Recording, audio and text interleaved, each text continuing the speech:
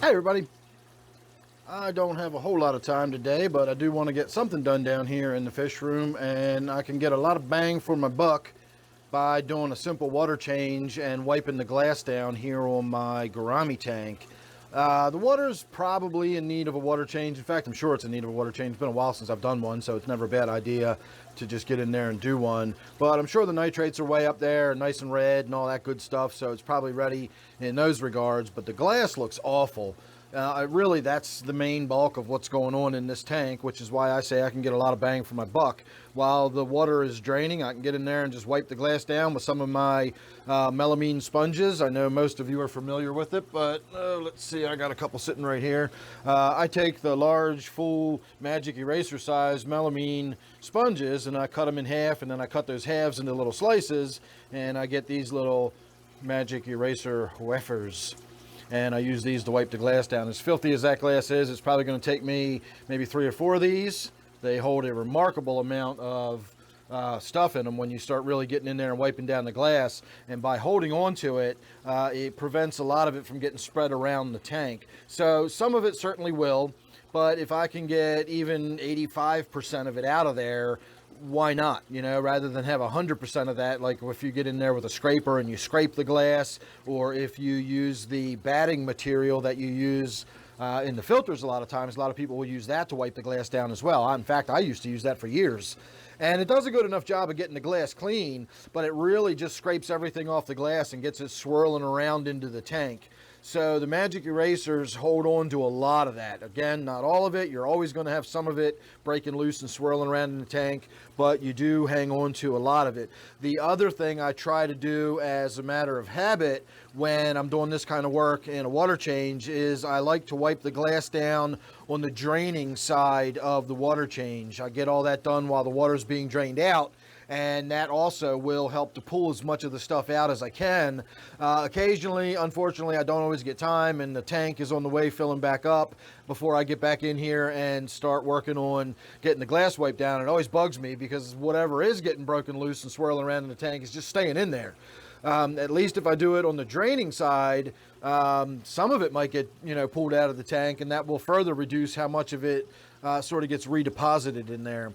Anyway, I think that's more than enough of a look at what the tank looks like on the before.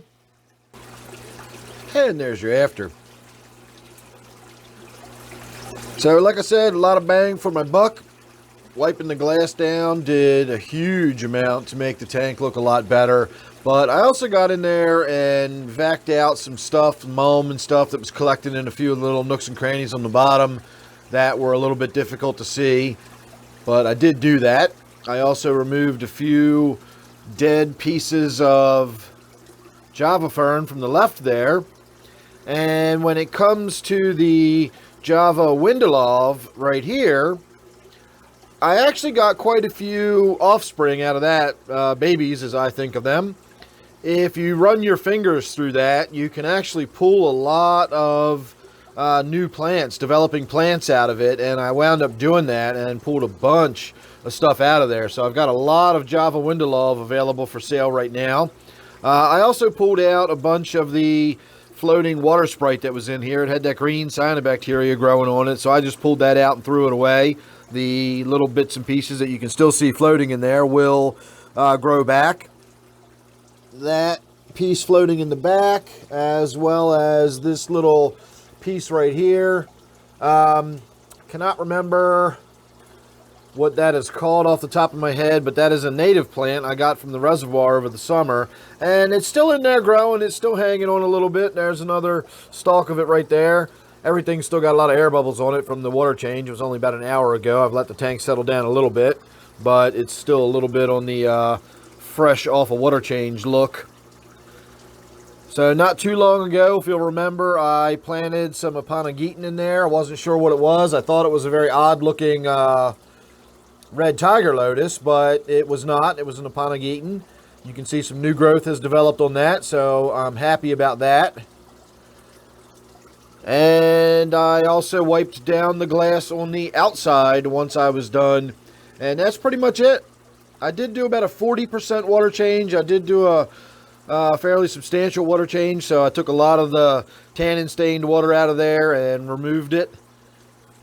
I don't know if you can tell or not, but this whole mass in the middle there that this Java is growing on is actually a piece of Mapani wood. So it is very similar to that right there, but it is just sort of covered up by plants. But that is a big block of wood right there in the middle of the tank. So this tank does still, after all those years of being submerged in the water, that Mapani wood still does leach tannins into this tank. Not as bad as some of my tanks, but over time it still does get that water fairly tea stained. So a 40% water change really does clear that tank up. Again, removing some of the floating vegetation, let a lot more light in, and as I've mentioned before in some of my other videos from the regular viewers, you'll know that typically the lights in my tanks, this is just a 4-foot shop light. Get them at Walmart for about $13, $14. It's an LED version.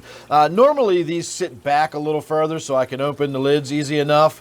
But when I do that, the forward row of lights actually sits right above the piece of plastic that goes down the middle of the tank. And you really don't get the tank properly lit. So after I do a water change to make the tank look nice and bright and pretty, I slide those lights forward, and it does give you a little bit better of an appearance when you're actually seeing it. And if you're wondering what these weird reflections over here are, that is actually the lights on the underside of this that you're seeing. That's those lights being reflected. Not a lot I can do about it. I guess I could hang a piece of cloth over that end and that would solve that problem. Maybe I'll do that for my next video.